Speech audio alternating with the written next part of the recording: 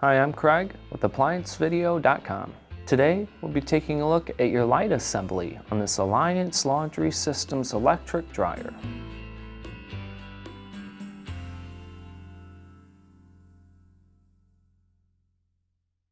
Stop. Before beginning any repair, always be sure to disconnect the power to the appliance.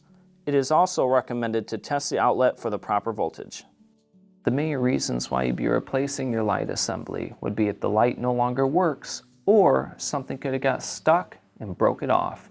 Now, click on the link below to view this repair video. ApplianceVideo.com guides you step by step, giving you the confidence to avoid recalls and callbacks, also saving time on repairs.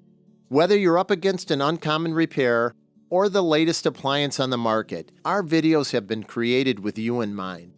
Our growing library of videos have been produced using our factory-certified technicians who have extensive infield experience over the past 30 years.